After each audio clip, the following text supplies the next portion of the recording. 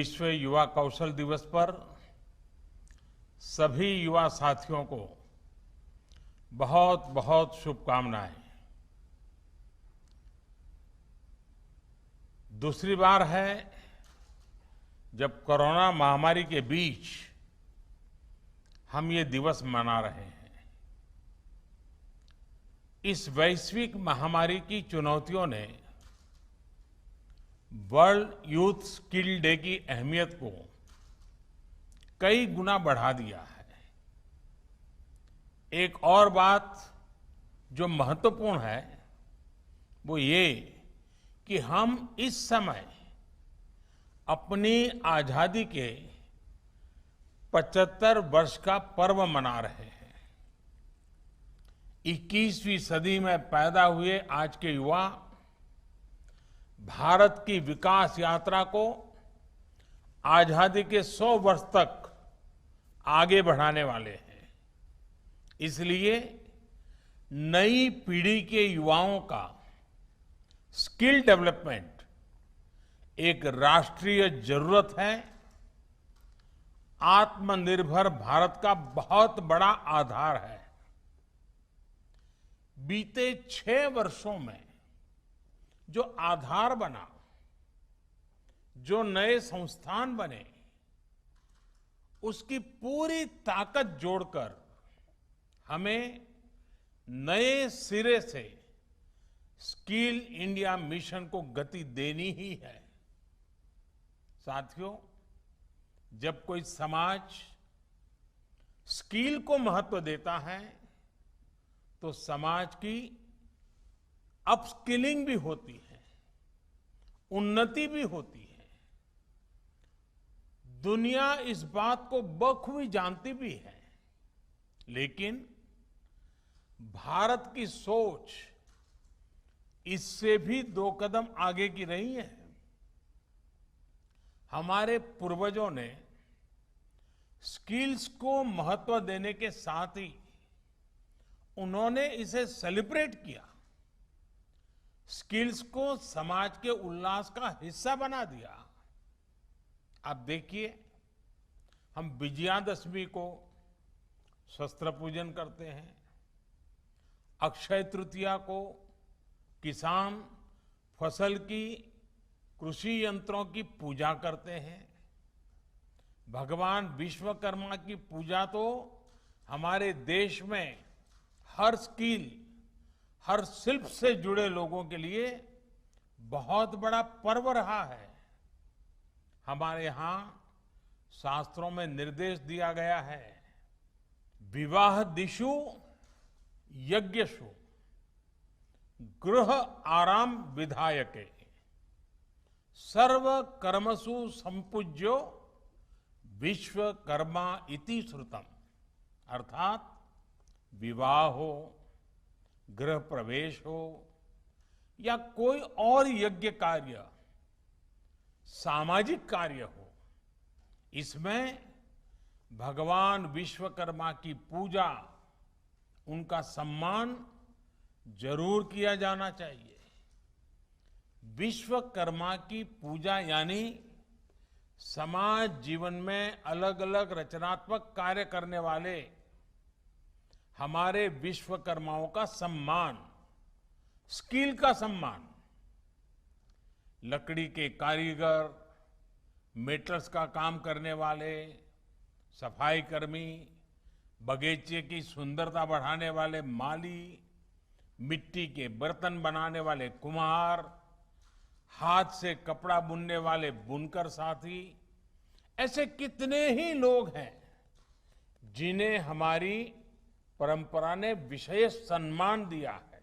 महाभारत के भी एक श्लोक में कहा गया है, विश्वकर्मा नमस्तेस्तु विश्वात्मा विश्व संभव।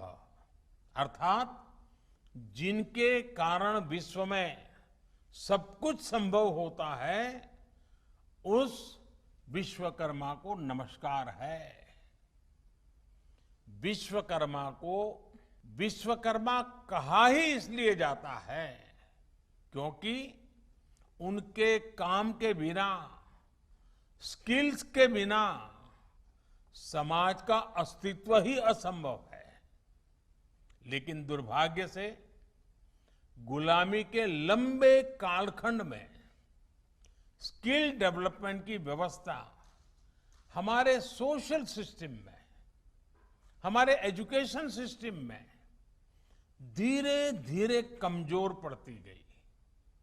साथियों, एजुकेशन अगर हमें ये जानकारी देती है कि हमें क्या करना है, तो स्किल हमें सिखाती है कि वो काम वास्तविक स्वरूप में कैसे होगा। देश का स्किल इंडिया मिशन इसी सच्चाई, इसी जरूरत के साथ कदम से कदम मिलाने का अभियान है। मुझे खुशी है कि प्रधानमंत्री कौशल विकास योजना के माध्यम से अब तक 1.25 करोड़ से अधिक युवाओं को ट्रेनिंग दी जा चुकी है। साथियों, मैं एक और वाक्य के बारे में आपको बताना चाहता हूं।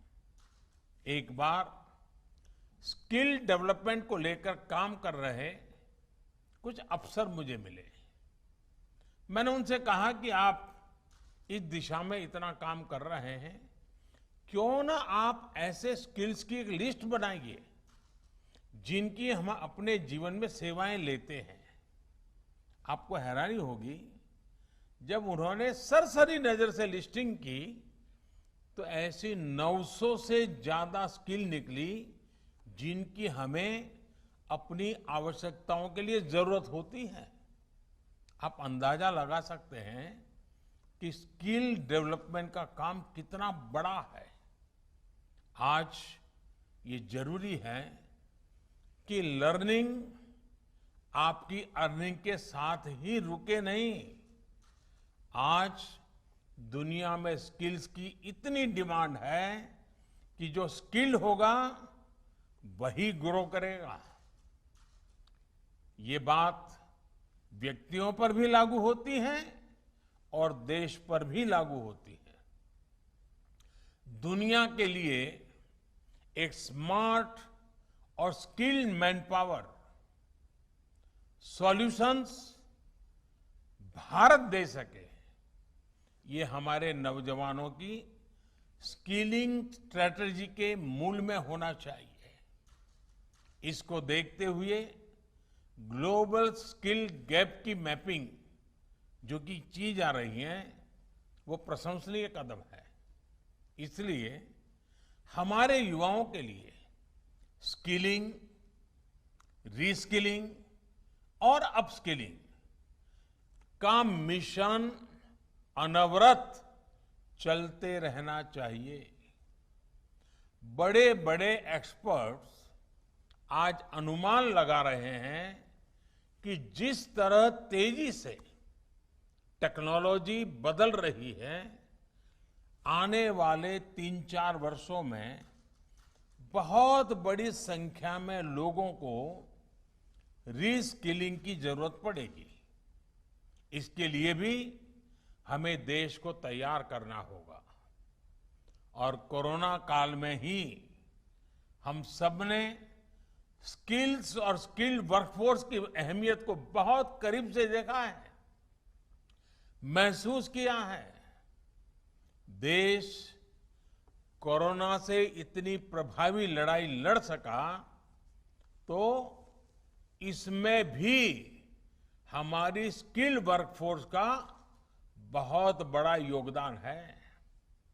साथियों, बाबा साहब आंबेडकर ने युवाओं की, कमजोर वर्ग की स्किलिंग पर बहुत जोर दिया था।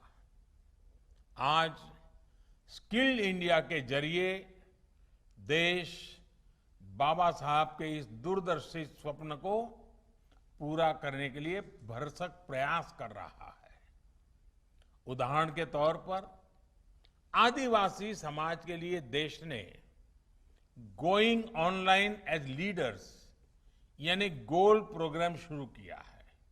ये प्रोग्राम पारंपरिक स्किल के क्षेत्रों जैसे कि आर्ट हो, कल्चर हो, हैंडीक्राफ्ट हो, टेक्सटाइल हो, इनमें आदिवासी भाई बहनों की डिजिटल लिटरेसी और स्किल में मदद करेगा, उनमें एंटरप्रेन्योरशिप डेवलप करेगा।